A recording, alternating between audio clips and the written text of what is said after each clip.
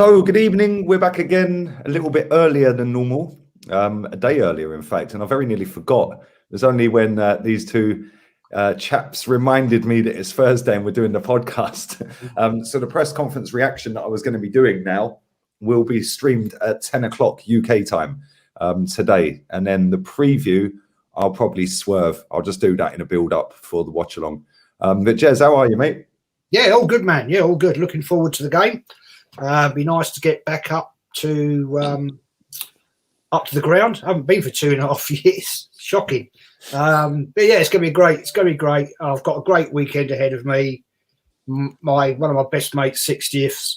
So I'm spending the weekend up there in London, in the old stamping ground. So all good.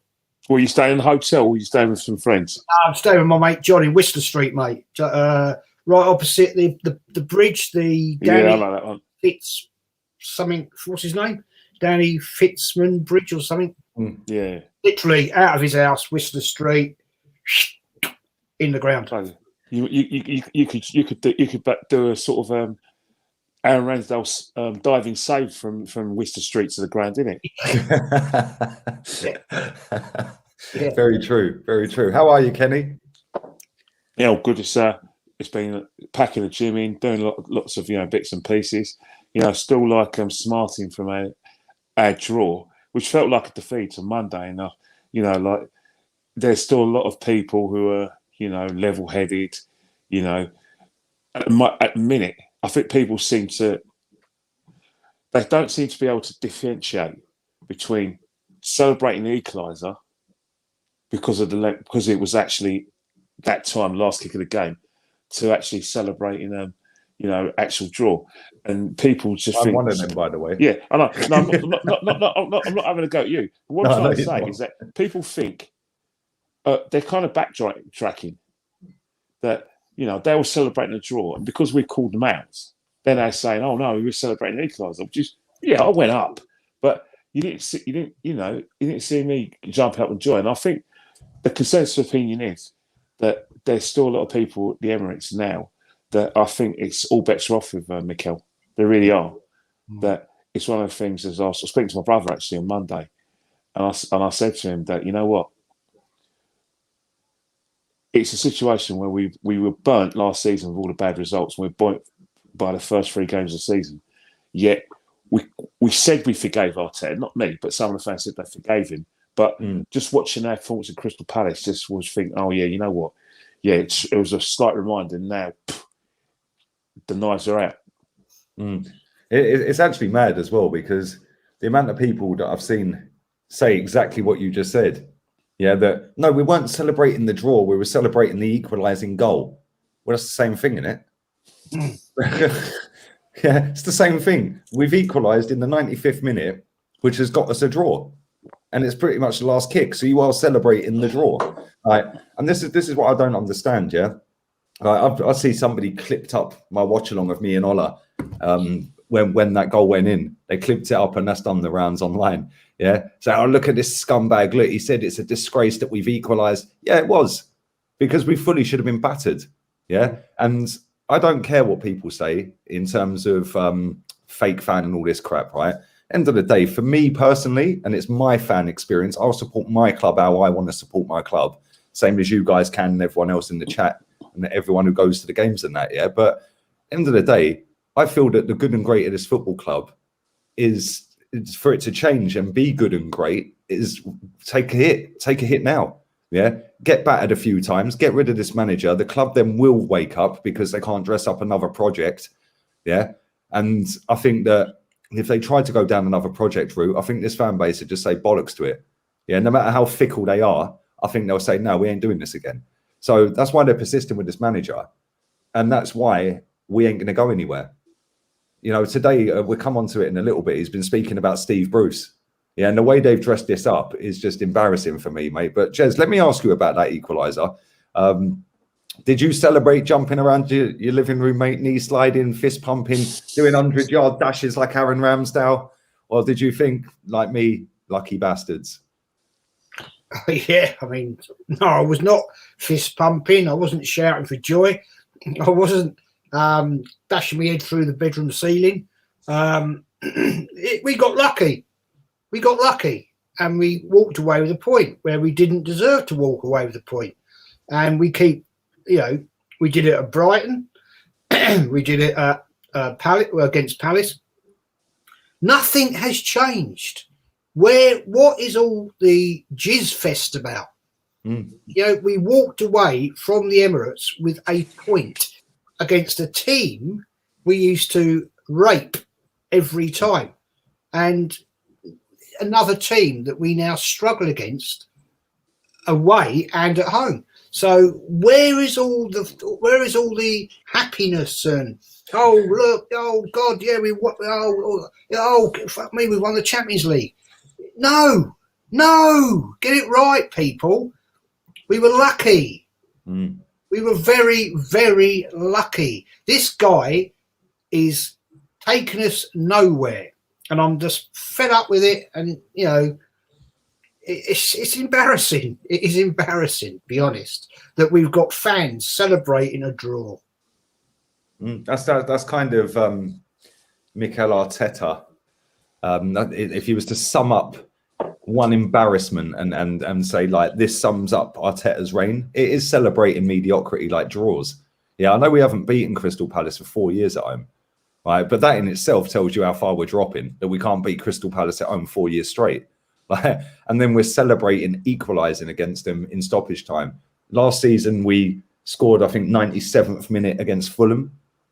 Yeah, and Eddie and Nketiah run off celebrating that like he just won the World Cup. And it's like, no, but the thing that pissed me off the most, it wasn't so much Lacazette's celebration. It was Ramsdale running 90 yards. Yeah, because I was just like, why is this lot not grabbing the ball and running back to centre circle?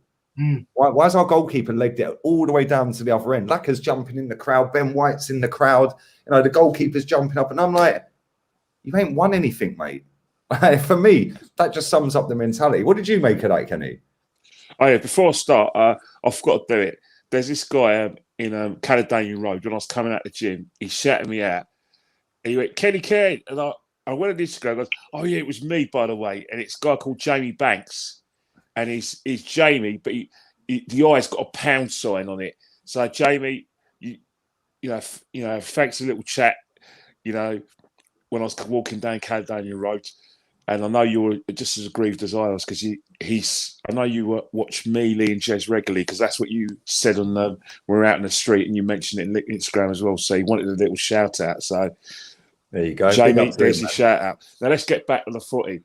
First and foremost, in terms of like the equaliser. Well, let's face it, the ground was pretty empty by the time that goal went in anyway. But there was a few bit of kerfuffle. The lady behind me grabbed me around the neck, because she was just as aggrieved and annoyed as I was. And actually, she brought her best mate with her, who was a West Ham fan. And it was interesting watching, her reaction to the whole game, because she was thinking, I can't believe what I'm watching. This is not the Arsenal that, that I used to be scared of. And she was mentioning that throughout the game. So, and then when Arsenal equalised, she was looking around in shock at some of the people who were celebrating. She's thinking, it's only Palace. Because she was saying that when West Ham played Palace, they saw that as a defeat as well, because of the season they had last season and the season that they're starting to have this season. And I just think it's just one of those things again, sometimes, you look at Lacazette, he said he checked himself, because they actually compared his celebration on Monday with the celebration against Southampton. His buzzword was, it's my first goal of the season, blah, blah. But really, they had nothing to celebrate. Really hadn't. If Man United did, celebrate like that, if they got a last-minute equaliser against young boys at Old Trafford, they would have got slaughtered. We're the third biggest club in the country. We have to act like the third biggest club in the country. So therefore, we should demand should have demanded 3 points against Crystal Palace, and we should demand 3 points tomorrow, because those are the standards we should have. It doesn't matter whether Stan Kroenke is chairman you know, the Cronkies are very unpopular with the fans. It doesn't matter. We still have standards. You know, whether fans like it or not, they need to get it in there, roll it around their brain that we have got enough players to at least challenge for the top four. If not, make an outside challenge for the league. We've got £180 million forward line that isn't working.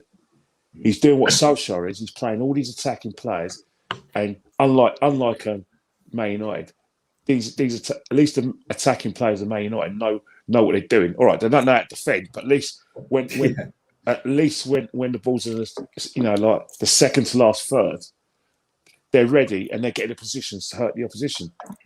Our attacking players don't know what the left hand is doing, and surely don't know what the right hand's doing as well. It's confused. It's like I can see certain players looking over to the bench and going, "What am I doing? Where do you want me to go?" And you just see Arteta running around like a traffic conductor, like the green coal man, and all the players just look confused. They look confused. I thought Unai Emery was micromanager, but this guy's worse, mate. Unai Emery won 4-1 away last night in the Champions League, by the way, against Young Boys, funny enough. Yeah. And you're right, Kenny. Like, when Man United, yesterday, I watched that Man United game, and he didn't do anything tactically. He just threw on all of his attacking players. Yeah. And there wasn't any structure to what he was doing. It was just, everyone was just attacking. Yeah. And eventually it got him the win. And we all knew as soon as they got the equaliser, Ronaldo was going to pop up with a winner. Yeah, we all knew that. Yeah, how does it always happen for Man United that they somehow manage to just like their attackers manage to do it, whereas our attackers, they look lost.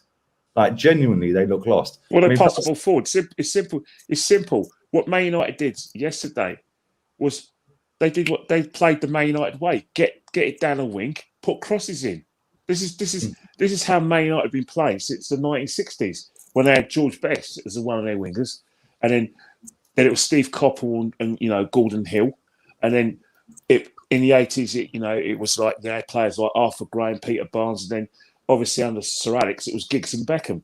So Man United always play well when they have inspirational wingers. They call it the inspirational style. So you know Giggs, Chelsea, Sharp, Beckham, Coppell, Hill, you know. Best, all those sort of players. That's the Man United way. That's when Man United play with wingers. That's how they hurt teams. Arsenal, for some reason, I don't know what the structure is. They have a lot of attacking players, but they don't know what they all run into each other's spaces. They hardly get to the byline, and you know when the midfielders are looking to pass the ball, they're getting caught possession because no one's moving. No, it's true, man. It's true. And the amount of our attacking players that drop the 0 out of 10s on a regular basis is mad. It is actually mad. And it's like when we play well as a team, everyone plays like everyone. Yeah. But that's like a one-off. The Spurs game, for example. And even that Spurs game, it weren't for the whole game. It was maybe 30 minutes, 40, 50 minutes, whatever. Yeah. So it's like, when was the last time we actually put a proper 90-minute performance in and everyone played well? I genuinely can't remember. I can't. Maybe West Brom, I think. Maybe West Brom when we battered them. Yeah, but we're going back to like last season. It's actually insane. There was a good comment I want to pin. There it is. Make sure you're smashing the likes up, everyone, as well. There's over 500 watching this real quick as well. So get the likes up. Everyone was celebrating for the Amazon documentary. Even Ramsdale and Lacazette to celebrate. That would not surprise me one bit if that was why they did it. Yeah. Because that's now a hook for the show, isn't it? Yeah, stoppage time equaliser. Look how united everyone is. Blah blah blah, and it's like that's a selling point for the show now, isn't it?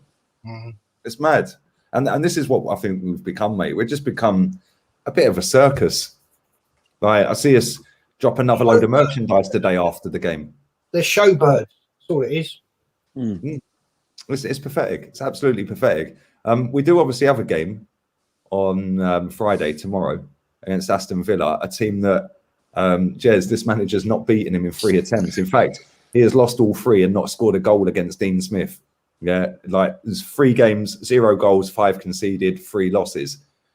Are you in any way, shape, or form confident that we can actually get a win? No. I'd like to, for the wrong reasons. And that sounds terrible, doesn't it? That sounds terrible. I would love to see Arsenal win because it's my first time back at the Emirates for 2.5 years. So I'd like to see I've paid out a lot of money, guys, to go to this. Hell of a lot of money. So I'd like Arsenal to win. If they don't win, I will be seriously, seriously pissed off. But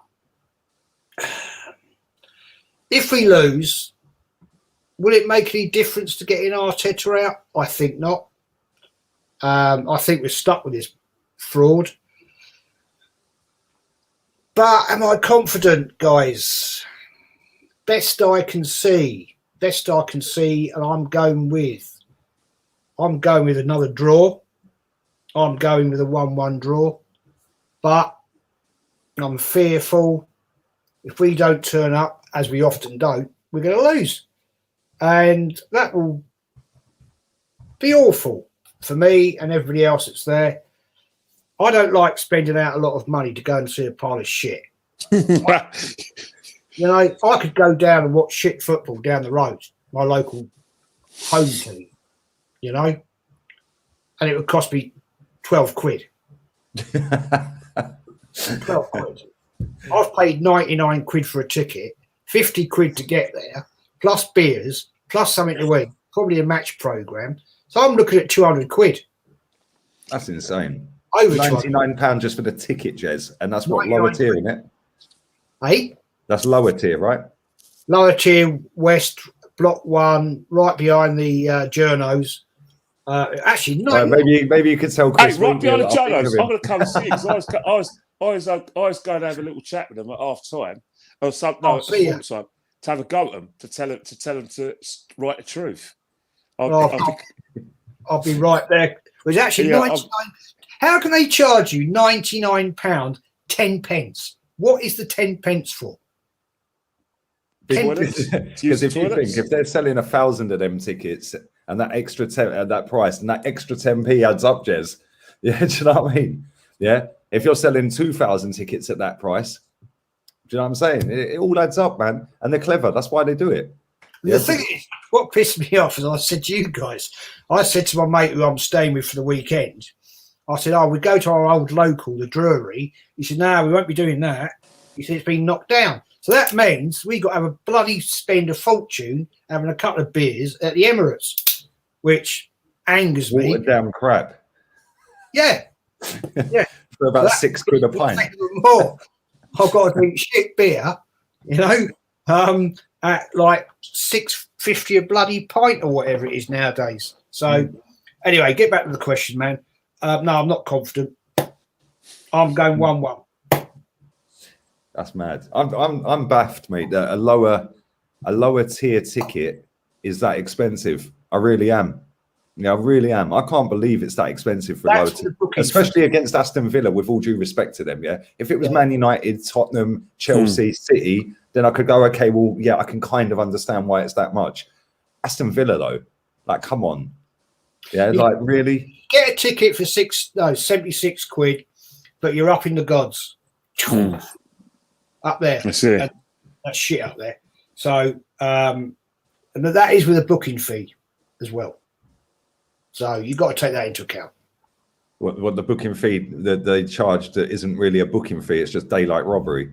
Because nobody's booking it, it's a computer that fucking generates the ticket. You type yes. It's a neat ticket.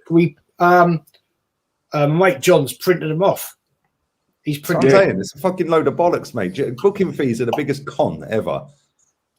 And the fact is, if you bought them as a pair, which they were, it's cheaper. Can you work this out? It's cheaper than buying one as a single in the same block. In the same block. So what's that about? That's an embarrassment, mate. I can't lie. Yeah, Cole said sneak a bottle of Reading. I'm taking the break with me. Kenny, what about you, mate? Are you looking forward to the game? Firstly, obviously, I know you're going to be there as well. And what do you think? Like, are you confident, or do you think it's going to be another Palace-esque? I'll get my words out in a minute. Performance. Well, the thing about it is that if as a neutral, it's going to be a fantastic game potentially because the players that Villa have bought. You've got Danny Ings, who a lot of clubs in this country must be scratching their heads and said, why didn't we grow a pair and get this guy? Spurs must be thinking that. We certainly must be thinking that because it's like this. He had his big, chance at Liverpool, but he, knee injury. But ever since he's left Liverpool, went to Southampton, regenerated his career. He's done his career no harm whatsoever. And then you've got Watkins, an Arsenal fan. He murdered us last season. Then you've got, players like I don't know if Buendia fit, or was he? Because I don't seem to be seeing much of him or taking much notice of him. But obviously, we've got Martinez to come back in front of a full crowd. I'm sure Arsenal fans are going to give him the lovely welcome that that he deserves. Not. So in that respect, I'm looking for the game. But I think that Villa are going to come to win because that's the kind of the performances you are going to be seeing for the opposition. They have nothing to fear from Arsenal. And I don't think it's anything to do with Arteta as much because it was like that under Unai Emery. It was like that in the last embers of Arsene Wenger's reign. So I think the fear factor that Arsenal have at the Emirates has most definitely disappeared. So in that respect, Arsenal can turn to their advantage.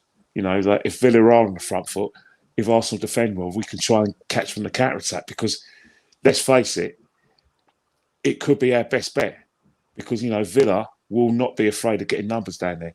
Matty Cash down the right wing to to create overlaps. Also, you've got Target to create overlaps as well, which is what they did last season. And it's one of the things where we've got to really, really defend well. And our midfield really needs perfection. So if you're thinking of playing Odegaard, Partey and Saka, just think again. Because the last thing you want is Partey to be a 1 against 3 midfielders. That's just not on because Villa will murder us. They're absolutely murder us. And all they do is just play the ball out wide, get their fullbacks into play and just get their, Ings and Watkins to run the channels and then leave spaces for players to run. And also set pieces as well, with Tyrone Mings as well. This is going to be a very, very difficult game and a very competitive game as well, where we have to be really careful. Villa are going to be very confident. We're low on confidence, although, again, as I said to you on Monday, in terms of firstly during our player ratings and also during our individual interview league, a lot of the fans are going to try and dress this up as 5 games unbeaten. And seriously, if you go in that sort of attitude, then you're going to come unstuck. And the reason why you're going to come unstuck is because you're not going to take Villa seriously. And you've got to take a team like Villa very, very seriously. They're going to be looking for European qualification. And they're going to expect to win at the Emirates. In fact, they're going to say, if we're going to want to get into Europe this season, we should be coming to places like the Emirates and winning. You see my final sentence? Villa should be coming to places like the Emirates and winning. You see how low our standards have gone, how our stock is falling, that Aston Villa, albeit a team that's won the Champions League, more times than we have, i.e. once, to our nil, are now looking at us Arsenal 3 points. That is just catastrophic for the football club and how far we've fallen. And it's not just under this manager, it's just since Arsene Wenger's days. Yeah, it's true. The last 5 years or so under Wenger, we were going like that. And now we've gone like that. It's mad. I've just looked at the injuries for Villa. Bertrand's Traore is going to be fit and available. Matt Cash is going to be back. Keenan Davis is going to be back. Leon Bailey is going to be back. And that's it. They've got 2 other players, a guy called Mahmoud Hassan and Carney Chukwuemeka. I've butchered that surname, I think. No return date for either of them 2, but I don't think they're first team starters or regulars anyway. So their main guys are all available, fit and ready. And then when you add into that they have got that Bertrand Traore is a very good player as well, very good midfielder. And if you look at the way we played the other night, with Thomas Partey and Lokonga in the second half next to him. I mean, that was just, I don't know what was going on. No communication, no composure. And it was just, we got ploughed through. And if we're going to go up against a good Aston Villa midfield, I can only see it going one way. Yeah, but Lee, he's if you look at his strongest midfield, bar Granit Xhaka, it doesn't actually contain Lokonga. It contains Odegaard and Saka. And it's basically saying, right, Partey, I want you to do the job of two midfielders, and I want you to protect, our back four all on your own. And don't worry, maybe occasionally, Odegaard and Saka may leave you with 3 and 1, but don't worry about that, mate. You'll be able to cope because you're a top player. Don't worry about that. Don't worry. If we get done on the counter attack or we get done on the overlap, don't worry about it. It's okay. That's what it shouts at. It shouts Arteta tactics. But and the thing that's so perverse about it is that this is a manager that is very, very cautious in terms of our build-up. Like, he likes to get men behind the ball, especially when we go up. But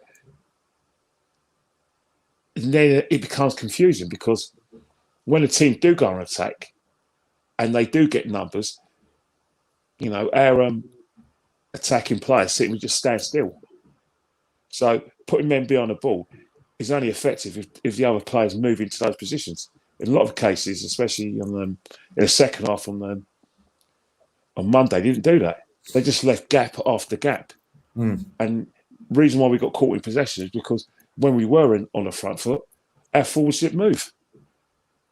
It's true, and this is the thing. They are very statuesque, our strikers. Like, to be fair, Lacazette, when he came on, I thought was our best outfield player. I've seen people, like, when I was on a show the other night on Terry's channel, big up the Football Terrace, the lad on there said that Aubameyang was our best player. I was like, Aubameyang? Really? I was like, what did you watch, mate? He just has to turn up. Sometimes, look, the drill in football. If you're a big name in any walk of life, you just have to turn up. A big name could score a tap-in, and then fans be utilising. It was like last night, Bruno Fernandes. That was one of the worst games I've ever seen him play. But he got 2 assists. Do you know what I mean? So he gets a pass. He gave the ball away more than anyone. Yeah, but it's kind of the old-fashioned thing, isn't it? A lot of back in the 60s. Sometimes we wax lyrical about certain players. But if we look at it with cold eyes of the 21st century, a lot of these players probably were inconsistent, but because they gave us such memories, the buzzword for a lot of fans is, well, one good game from George Best is probably better than 10 good games from John Aston. That kind of narrative that a lot of fans tend to use for a big name. They tend to forgive a big name player their deficiencies if they have the odd good game. Yeah, it's mad. It's mad how people just like pick their favourites and they just get a pass no matter what. And it's like, just makes no sense to me. Martin Odegaard as well, another one. That guy, I mean, all 3 of us said it. Yeah, that guy was a disgrace. Yeah, literally walking. Yeah, couldn't be bothered. And I don't know how he stayed on so long. He should have been hooked after 20 minutes. And I think he came off after about 70. Like, I go to the gym with Kenny, man. Kenny, take him down the gym. Take him down your gym. Jez, it's funny to say that because when at the end of the first half, I don't know what's happened. I don't know what happened between him and MacArthur. There's no way MacArthur went through with his shot on Saka the way he did with Odegaard. But Odegaard was all over the floor, rolling around, and then when he heard the the halftime whistle, then he'd be able to rise from the phoenixes. But before that, he looked like the dying swan. Waste of time, man. I said the other night, you can see why Real Madrid didn't want him. He's just too weak for the Premier League. It's a very physical league. He's a Mark Draper. Yeah, very much. He's just Mark Draper, the poor man's Gaza. It's just a prettier Dani Ceballos. That's all he is. Just a pretty Ceballos. They're both fucking average. They're both shit. They're both Real Madrid rejects. Yeah, and they're both not good enough. Hey guys, let's not forget that our dear manager brought Gabriel on Gabriel Martinelli on in order to get him to play like Jason Wilcox. So, you know what I mean? It's mad. I actually thought Martinelli did half decent when he came on, Yeah, but at the because he same played time, like Jason Wilcox. He wasn't playing in the position. Yeah, he did try, to be fair. And the thing is, like with Martinelli, he clearly doesn't want him to play games. He clearly doesn't rate him. Yeah. And he sat in the interview or the press conference the other day and said, "Oh, you got to remember his age." Yeah, his age. He's the same age as Smith Rowe that you play every week, mate. Yeah. Yeah. Do you know what I mean? It's like, why is this guy's age coming into it, but this guy isn't? Yeah. For me, I'd rather see Martinelli over Smith Rowe. Under Emery, Martinelli was scoring goals. So Bambi and Lacazette were probably the best attacking part. It's outside probably like top four. Bambi and Lacazette were murdering teams in Europe in the league. And, that partnership nearly got us into the Champions League football through the league itself. And obviously, that makes sense. I know. So, and this is Unai Emery. That one man who was responsible for everything that went wrong in the last 10 years and everything that went wrong after he left. I mean, that's quite extraordinary that one man could basically destroy the club when he's only been there 18 months. Really, I mean, it's crazy, isn't it? Really, what a genius! How can you do that? It's genius, isn't it? He's taken his share of the blame, plus his predecessors and his successors' share of the blame. Excellent work. But this is the man that we had got us to the European Cup final and has won it on numerous occasions. I just find that fascinating that he's destroyed this club in the fashion he's done. I find it bizarre. Jez, I'm hearing people saying, they're going on like they couldn't sleep when Emery was in charge. It was the most depressing time as an Arsenal supporter. Seriously, they must have been having a tea party or a street party after we lost 8-2 to Man United. And goodness knows what it was like when we lost 6-0 at Stamford Bridge. It must have been like the Queen's Jubilee, 1977. Actually, that's a good point, Kenny. We'll bring it up in a minute. Which you'll remember this. Lee won't, because before he was born. But we'll talk about it in a minute. But there's a lot of people. I bet there's loads of people out there in the chat who don't know about this one. But we'll come back to it. It's quite interesting. But you'll remember it, Kenny. You'll remember it. Yeah, it's mad because Unai Emery won 4-1 away from home in the Champions League last night. He's level on points with Man United in that group. And I think, no, he's not. I'm lying. He's level on points with Atalanta in that group. And he won Villarreal their first ever major honour by beating Arsenal and Man United on the way to winning it. And it's like, some of the crap I see on social media to protect this manager compared to the same people when Unai Emery was manager. Yeah, it's chalk and cheese, the comments they're coming out with. And it's like, what's changed? Because the only thing that's changed is your opinion on a manager who's worse than the manager that you didn't want. That doesn't sit well with a lot of Arsenal fans. That Unai Emery was better than Mikel Arteta in every way: results, style of play, and player motivation. You know what I mean? And the thing about it, what these fans don't accept as well, is that it was Arteta came to the same conclusion about the best number 10 in the world as his fellow boss man, Unai Emery. It's quite extraordinary. It is. It's mad. It's actually insane. And if you look at the two lads that we've loaned out to Marseille, Guendouzi and Saliba are both in Team of the Month in Ligue 1. They both got in Team of the Month. Yeah. Were they? Did Unai Emery bring him to the club? Oh yes, he did. Oh yeah. He also brought Martinelli in. Debut? Oh yes, he did. Strange. And Unai Emery went 22 unbeaten, and was unfortunate we ended up 5th because we lost at fucking Brighton. So And Granit Xhaka was kicking the player to the deck or pulling him to the deck.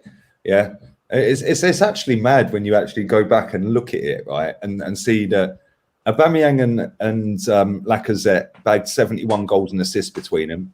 We slapped Valencia up in that semi-final. I mean, that was mad. I've never seen a semi that one-sided. Yeah, over 2 legs anyway. Right. He brought through Gabriel Martinelli. He brought Gabriel Martinelli, Guendouzi, Saliba. Maitland-Niles was playing right wing back or right back, whatever you want to call it. We then had Alex Iwobi played so well that season that we got rid of him for 35 million quid. Do you know what I mean? And it's like when you actually look at it, and you see, and Saka made his debut under this manager. Yeah, so it's like 5-6 youth teamers, yeah, or young players that he brought to this football club. So when they want to talk about Project Youth, well, there was a Project Youth back then, yeah, but you lot didn't want it, yeah, because you wanted to get that. But what's happening is that the Wenger lovers are saying Unai Emery had nothing to do with it. It was the great man Arsene Wenger who started youth policy. He probably walked past Smith Rowe and Saka in a corridor and didn't even know their Christian names. You know what I mean? But he had a lot to do with their development. I mean, can't any Arsenal fan give Unai Emery any kind of recognition? Is that allowed? But they won't, mate. It's like Graham Potter, for example, right? I watched an interview with Graham Potter earlier, his press conference, right? And the clip was doing the rounds, and he said, yeah, the aim for this football club is to become a top 10 club. Yeah, we've got a target. We want to be in the top 10. That's basically what he's saying. So I found that mad that every other club can sit openly and tell the world what their target is, but this club, they can't. They didn't. Yeah. They didn't. Because they haven't got a target, Kenny. Because the target is just fucking let Arteta and Edu do what the fuck they want. That's the target. It is. Let's be real. That's the target. If we finished 16th this season or 17th this season, yeah, half of the fan base would still be backing him. They would. They'd still be backing him. They'd be saying, yeah, but we're now going into a second year of 4-year Project Youth. We're not even halfway through yet. We're only a quarter of the way in. We need these players to grow another year. That would have done their education well by being down there in a relegation battle all season. That's the kind of crap they'll be coming out with. Yeah. If we get top 4, my good God, mate, there's gonna have to be a lot of wet floor signs.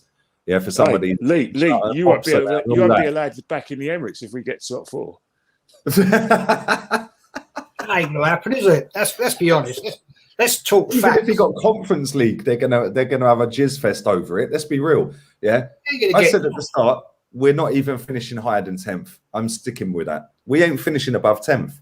Well, if he stays, then that's the case. But if the balls grow a pair, then fine. But the thing is, I say it once, say it 1,000 times, and it's proved right with this club. The fans, it's on you guys. I'm not asking for anarchy, but you have to be honest and tell everyone succinctly, truthfully, how you feel this manager's doing. If you're dissatisfied, then say it. Because it's the only way we're going to get him replaced. If you show your dissatisfaction and voice it. It's not good enough to just rely on the away fans. Because at the end of the day, the away fans go for a day out. They're our best fans in the world, and they have their tolerance levels, will diminish. But, 60,000 of you guys at the stadium at the Emirates. Speak. Let everyone know. Most of them don't want to, though. They're just there for the day out, mate. Yeah, that's why I'm looking forward to tomorrow. I haven't been back for a while. And I'm looking forward to hearing what the real fans say at the Emirates. I'm not talking about the plastic fans that, sit there eating their prawn sandwiches and I want to hear it on the concourse. I want to hear it around and see what's going on. I mean, like Kenny, I know loads of people that still go. I'd love to be able to get a ticket in the North Bank, meet up some old friends, but it just can't happen. And I'll be meeting them over the weekend, and it'd be interesting to have a discussion and see what they think. I'm pretty certain I know what they think, but I want to hear it at the grounds. I mean, I've heard it at Brighton, the away crew. what they were saying, but I want to hear it at the Emirates and around the area and see what's really going down. And it'll be interesting. And I'm looking forward to it. So, anyway, Kelly, I'm going to ask you this question, man. Yes. Right, you remember this. You will remember this. Hope so. Do you remember it's the record in FA Cup history, the longest ever third round qualified 1979 against Sheffield United. Wednesday. Sheffield Wednesday. 1979 Sheffield Wednesday. Yeah. Well 1971. No, go on, Kenny. It was Sheffield Wednesday, 1979. But Jez, I'm going to ask you another question. 1980 semi-finals with Liverpool. Hillsborough, we drew at Hillsborough. Then it was at Villa Park. Yeah. Villa Park again. Yeah. Then Villa Park. And then in Highfield Road, Frank Stapleton, right wing. Yes. Loop cross, Brian Talbot, 40th minute header.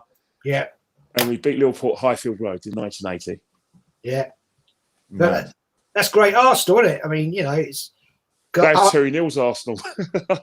Yeah. I remember 78, I didn't go to the away game at Hillsborough, Sheffield Wednesday. 79. I went to the Highbury one. I went to the first replay at Filbert Street, Leicester. I couldn't go to the second one because I couldn't afford it. And I went to the third one, and it was Steve Gattin and Frank Stapleton scored the 2 goals. Steve Gattin, is he still work for us? He's back working for us now, isn't he? I think he does. Because he lives down your side in Sussex, isn't he? He did, yeah. Yeah, can you believe it? His brother, Mike Gattin, is a Tottenham fan. Really? I didn't know that. Mike Gattin, the former England cricket captain, the greatest cricketer always from Middlesex. Mike Gattin's a Spurs fan. Lives in Enfield. Mike Gattin. I've met Mike Gattin. I don't know. Was there any room in a seat next to you when you were sitting next to him? The funny thing is with that 78 round, we played at Hillsborough, played at Highbury, played at 3 games at Filbert Street, old Leicester ground, and then we beat them. And on the Saturday, we were playing Notts County in the FA Cup at 4th round. And we beat them 2-0. And then we played Southampton away, drew, and we beat them at Highbury. That was that played more games in the FA Cup that season than any other fucking team. Yeah, because I remember the season afterwards in 1980. There were 70 games. We played 70 games, and Brian Talbot played all of those games. Yeah, because we bought from Ipswich, didn't we? So in 1980, when we got to the FA Cup final, to the European Cup Winners' Cup final, we came 4th in the league. Brian Talbot played every game. Yeah. That's mental. Just want to read the super chat. Listen, there's 725 people watching this. Make sure you smash the likes up. We're not even on 250 yet. That's a shambles. So anyone who hasn't liked this video, just hit the like option pretty quickly and boost it up. This super chat, big up Zach. It says, I'm a Newcastle fan. I'm excited that we may be getting Fonseca. Out of all the managers you could have gone for, you've gone for that one. I would have gone for somebody in this league personally, maybe Potter or Rodgers, someone like that. But the reason that is such a good super chat is because it leads me on perfectly to what I want to talk about with Mikel Arteta talking about Steve Bruce. I don't know if you've seen it, lads. Have you seen it? No doubt he was sympathetic. I'll tell you what he said. I'll tell you exactly what he said. I'm going to get that up on the Arsenal website. Because for me, I thought it was a little bit... Well, I'll tell you what I think after I get your thoughts. I'll tell you if I can find it. 1 second. While I'm doing that, smash the likes, subscribe. Make sure you follow Kenny Ken 1972 on Insta and Twitter. And I can't find it. I'm going to have to go to Twitter to find it. Planning to prepare is preparing to fail. I didn't know that you were born in Mayfield in Cork in 1971. Say that again? No, he did the Roy Keane kind of. He did the Roy Keane quote in it. So I said, "Oh, was he born in 1971 in August in Mayfield and Cork?" You baffled me then. I was like, "What?" Yeah. Roy Keane's statement. Right, let's go. Where is it? Right, so here we go. Right, Mikel Arteta warns abuse will stop managers from coming through. Steve Bruce is considering retirement after a toll of abuse that he has received during his time as Newcastle head coach. Mikel Arteta says the potential managers are being put off already, and it will only get worse unless we do something about it.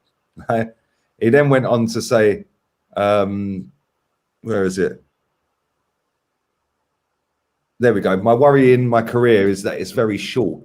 Steve has been doing it for over 1,000 games, and if he has struggled, somebody with that experience is struggling, then it's not an easy fix. He was then asked if it will stop people from becoming managers. He said, I think that's already started. I think that started in our society as well, that it's easier to take the comfort zone. The easy thing to do is sit next to someone or be in sports science or an individual coach or something like that. He said, this is what we cannot lose. There are a lot of people with great talent and great capabilities that cannot be filtering through because of the abuse. Right now, he then said, right, I'm going to read this as well, because this is where I thought you were chatting absolute bollocks, right? Yeah, it's a made-up scenario, right? I experienced it myself, he said. I have 3 kids and we were watching football, and sometimes I see the reactions towards players or a manager. They are so bad. The manager doesn't have a clue. And our obligation as parents is to stop that immediately. Yeah. He said, my kids are going to have mobile phones in a year or 2. And if I allow them to do that kind of reaction, they are going to do it on social media. Right. So when I heard that, and I actually watched the clip of it, yeah, I thought that's a made up scenario to say, well, I'm shit, but don't abuse me. Exactly. Like, seriously, and the whole thing with Steve Bruce, I just want to say this as well, right? If Steve Bruce was getting that much abuse, why didn't he resign? If he said that he had a whole fan base that didn't want him there, people didn't want him in the job, he was getting online abuse. Well, as far as I know, he ain't online. Yeah. And I get abuse every day. I'm sure you do, Kenny, as well. Everyone else, Jez and whoever online. Yeah. Right. And we're doing it for free. Now pay me £8 million to fucking leave. Yeah. I wouldn't be coming out saying, oh, somebody called me a fat cabbage head. Like, mate, some people were throwing coins at Steve Bruce a few years ago. Yeah. Right. And I think he had to get escorted out of Sunderland. Right. Then when he was at another club, they actually wore cabbages on their heads. Yeah. Like towards the end or whatever. Yeah. And it's like now the media want to come out with this. But Steve Bruce, oh, poor Steve Bruce. Poor Steve Bruce. The geezer's got 28% win record, mate. Yeah. And when you're in charge of football clubs that are the heart and soul of a city, yeah, sorry, but people's passions are going to run high. And if you can't hack it, yeah, don't take the fucking job, mate. Yeah, it's as simple as that. That's how I feel in it. And it's like you're in a position where you're getting paid hundreds of thousands of pounds every year. Yeah, millions of pounds in his case, yeah, every year, right? And the fans turn up on a match day, 50,000 or whatever it is at St. James's Park, right? And then you keep your mouth shut the whole way through, the whole time you're on that contract. But then after you get your payout, you come out and say, well, all the abuse I got is disgusting, really, and I'm thinking of retiring. The geezer's got to be touching fucking 70 anyway. 60. Like, he's 60. Fucking maybe he has had a hard life then, I don't know. Yeah, but I just look at it and I think if somebody had just deposited 8 million quid into my bank account, I wouldn't be coming out crying about being called a fat cabbage head. Yeah, like come on. And then you got this manager. He ain't crying because I'll tell you what. I thought about this because last weekend a few of my Geordie mates in my local, they went up for a do. They couldn't get tickets for the grounds, but they went to a pub near the ground and watched the game and whatever. And I said to him, he's going to go. Newcastle have given him the privilege to get his 1000th game. Yep. That's all they've done. And he's going to be outed next week. And they agreed. And I said, when he got the bin on Wednesday, I was chatting to him. I said, do you honestly think he's really that upset about it? Because he's known since Amanda Staveley has got in there, he's out. So probably a couple of weeks ago, he said to his missus, get online, book up a nice month's holiday in a nice exclusive Caribbean island, you know, somewhere like old Virgin, what's his name? Bloke owns Virgin Airlines. Richard Branson. Branson. He hires out that island, doesn't he? He does. Yeah. Where Mariah Carey goes, yeah. You can rent that for stupid amounts of money. So he's laughing, man. He's thinking, all right. And let's be fair. You're only going to get called out as a football manager if you're fucking shit. You don't get Pep Guardiola, you don't get Klopp getting called out because they are successful. Mourinho, when he was at Chelsea, he wasn't abused. When he went to Tottenham, towards the end, fair play.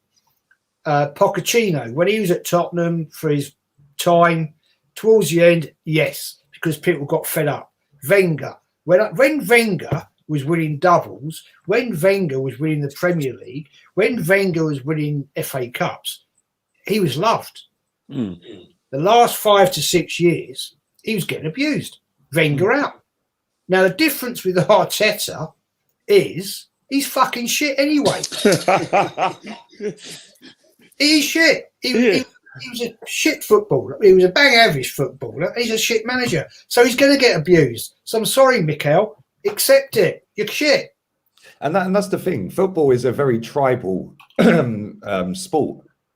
Yeah, you've only got to see that with the fan bases of like going at each other, like with their songs and stuff. Yeah, and if you're in charge of ruining somebody's weekend on a regular basis, yeah, when they've worked their nuts off to fucking spend 99 quid, Jez, like you, for example, with your ticket, yeah, 99 quid, then you travel, then your food, then you drink. It's a £200 game, yeah, right? People have grafted their bollocks off to go and do that, and then you put up a shit performance. Then you think, okay, cool, I'll go again next week. You go again. And after 6 months, 8 months, 12 months, 2 years, people have enough of it, mate.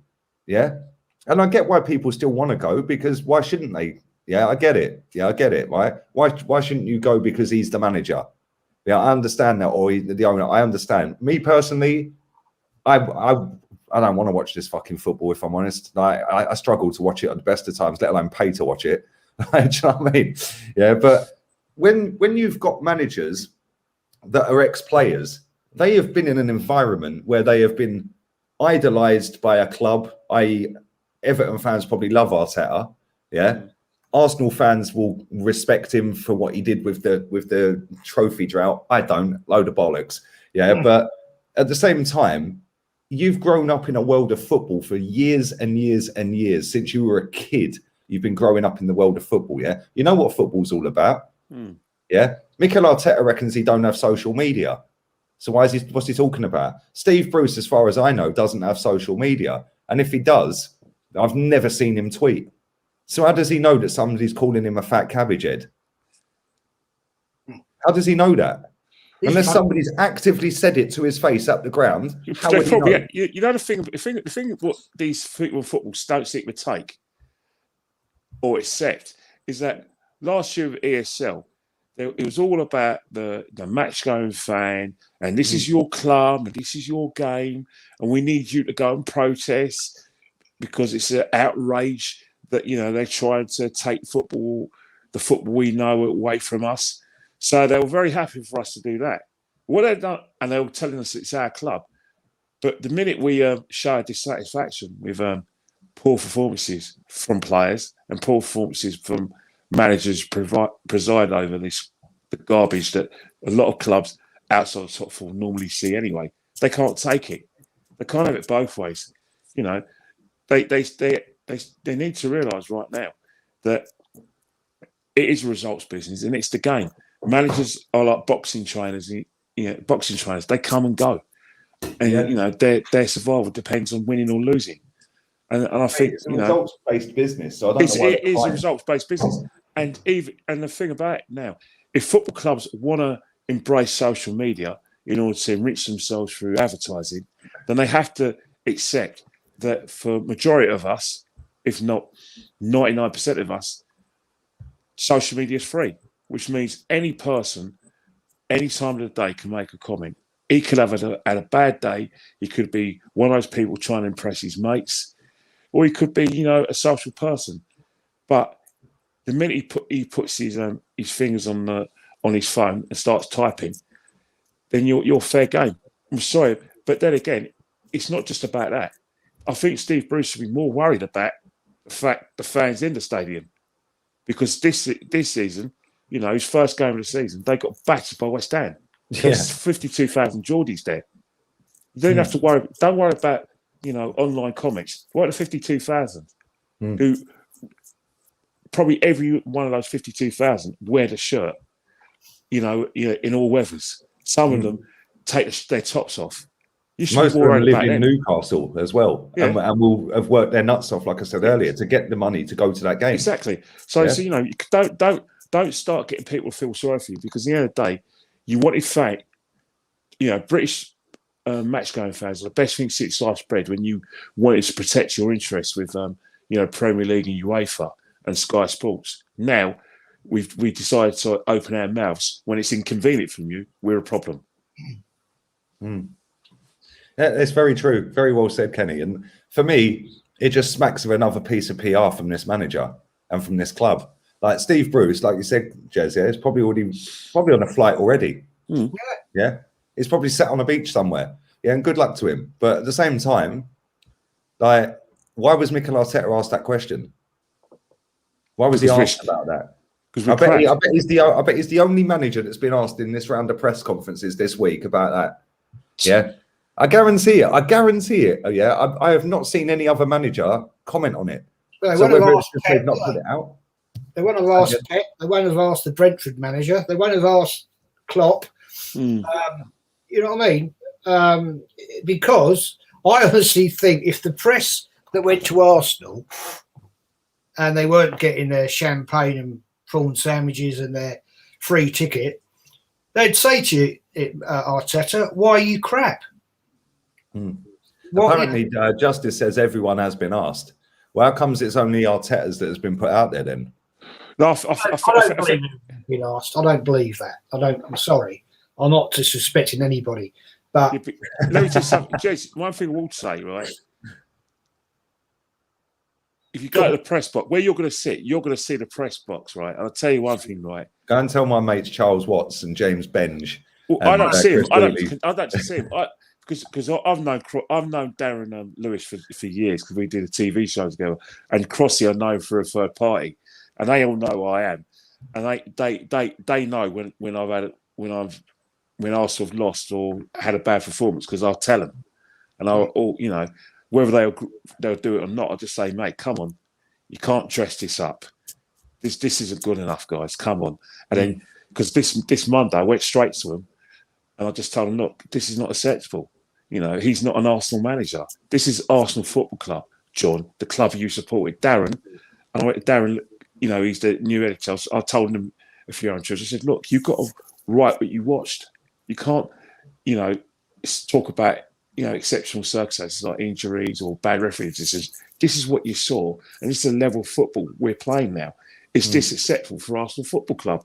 And, you had people like Chris Sutton and Jonathan Pearce. And they were just like, looking at me, having conversations with them. And, with Crossy and, Darren Lewis. And I was thinking, if you look at me like that again, I'm going to start on YouTube. Somebody said it's all on Sky Sports, Jester said. Well, he said it's not hard, go check. Well, I would, but in Spain, they don't have Sky Sports, mate. So even if I try and do that on my phone, I'm on Spanish Vodafone. So Yeah, unfortunately, I can't. But anyway, listen, lads, we are going to wrap this up.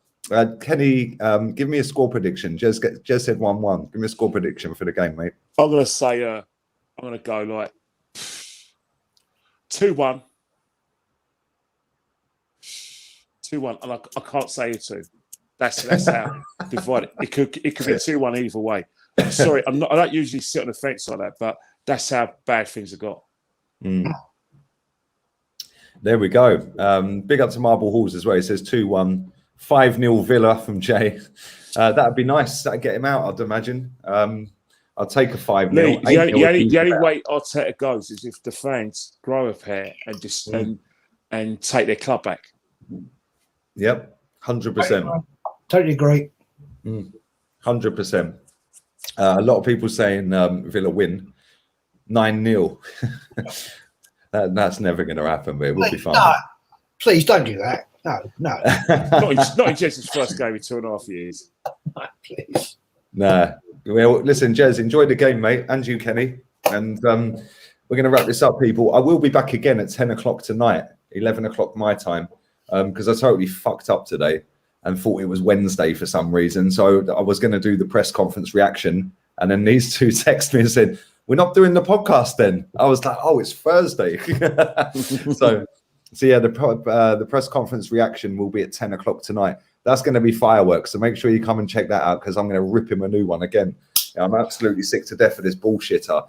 Yeah, absolutely waffling, trying to bamboozle people like he's some sort of clever guy.